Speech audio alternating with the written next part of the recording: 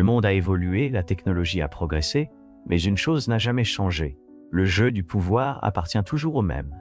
Pendant que la plupart des gens se bercent d'illusions sur la justice, la méritocratie et les bonnes intentions, les véritables stratèges suivent les règles que Machiavel a enseignées il y a des siècles et ils continuent de gagner. La politique, les affaires, les relations, tout se résume à la maîtrise. Ceux qui comprennent la nature humaine déplacent les pions. Ceux qui ne le comprennent pas sont eux-mêmes déplacés. Le XXIe siècle a simplement rendu la manipulation plus raffinée, plus subtile, mais l'essence reste la même. Le pouvoir n'est pas demandé, il est pris. La seule question est, resterez-vous un pion jetable ou apprendrez-vous enfin à jouer comme un maître? Ce qui vient ensuite pourrait changer à jamais votre vision du monde. Mais attention, après cela, il n'y a pas de retour en arrière. Mesdames et messieurs, permettez-moi de poser une question inconfortable. Que peut nous apprendre un homme du XVIe siècle qui écrivait sur les princes et les cours italiennes, sur la survie et l'épanouissement dans un monde dominé par les algorithmes et les guerres culturelles? Il ne s'agit pas d'imitation mais d'évolution.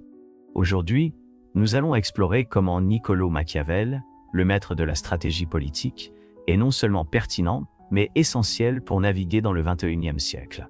Car mes amis, le jeu du pouvoir a changé de forme mais pas d'essence. Et même 500 ans plus tard, Machiavel détient toujours les cartes.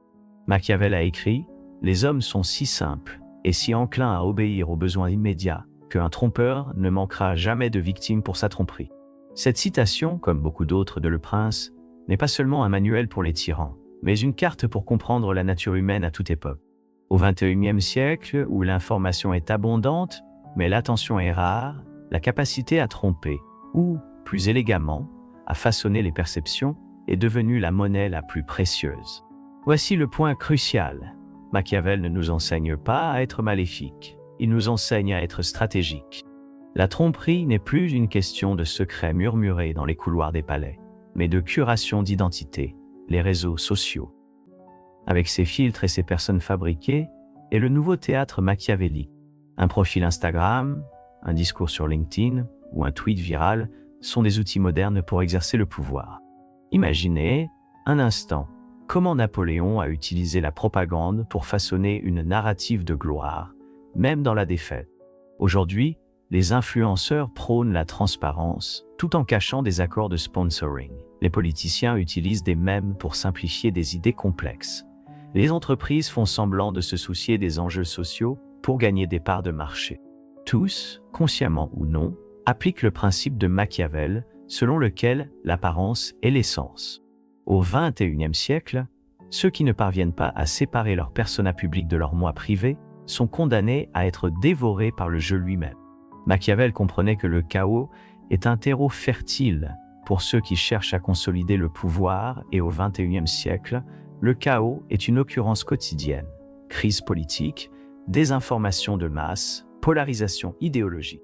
Dans un tel paysage, le leader moderne doit suivre la règle d'or du prince. Dans la tempête, les faibles se perdent, les forts naviguent. Tout comme Churchill, qui pendant la Seconde Guerre mondiale a transformé la peur en courage avec des discours qui mêlaient réalité et espoir, même lorsque la vérité était incertaine. Comment? En créant des récits qui transforment le chaos en opportunité. Un exemple est la pandémie de 2020. Alors que beaucoup étaient paralysés par la peur des leaders avisés, on façonnait des récits de résilience, de réinvention et de communauté, non par altruisme, mais pour attirer l'attention, la loyauté et des parts de marché. Machiavel approuverait. En période de crise, le prince doit agir comme celui qui construit une ville sur des ruines. Au XXIe siècle, la moralité rigide est un piège. Les réseaux sociaux, avec leur culture de l'annulation et leur jugement instantané, ont créé une moralité de masse, exactement ce que Machiavel critiquait en son temps. Pour lui, un leader efficace ne suit pas aveuglément les règles, mais adapte son éthique à ses objectifs. Cela ne signifie pas être amoral, mais moral selon les situations. Un PDG qui soutient des mouvements sociaux non par conviction, mais pour éviter des boycotts. Un politicien qui adopte des causes populaires pour détourner l'attention des scandales.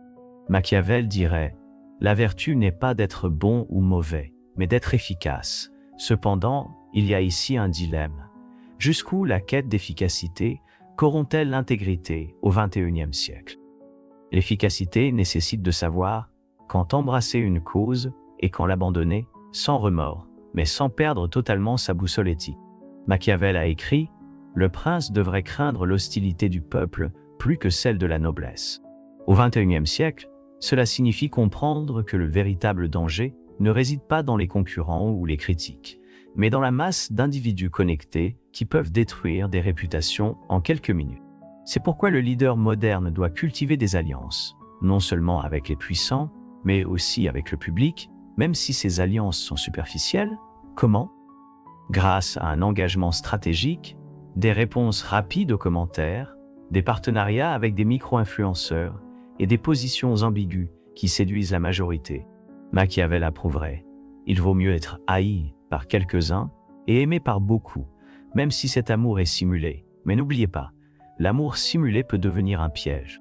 Quand la façade s'effondre, que reste-t-il?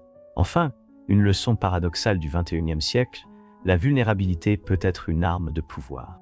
Admettre ses erreurs, exposer ses défauts et se rendre humain, tout cela crée une connexion. Mais, comme Machiavel nous mettrait en garde, cette vulnérabilité doit être calculée. Un PDG parlant de burn-out, un homme politique pleurant en public, un influenceur révélant ses insécurités. Tout s'applique à Maxime, montrer de la faiblesse pour cacher la force. Mais attention, le XXIe siècle est une arène où la frontière entre stratégie et survie est mince. Machiavel nous enseigne que le pouvoir exige des sacrifices, et dans le monde numérique, le plus grand sacrifice est l'authenticité. Êtes-vous prêt à payer ce prix? Au bout du compte, penser comme Machiavel aujourd'hui signifie comprendre que le pouvoir n'appartient plus à ceux qui contrôlent des armées, mais à ceux qui contrôlent les récits. Cela signifie être à la fois le réalisateur et l'acteur d'un spectacle continu où la vérité est négociable et l'image est tout. Et, comme Machiavel le savait bien, le gagnant est toujours jugé comme vertueux, jusqu'à la prochaine fois, où nous continuerons à explorer les labyrinthes de l'esprit humain. D'ici là, rappelez-vous, Machiavel n'est pas mort, il a juste mis à jour son LinkedIn.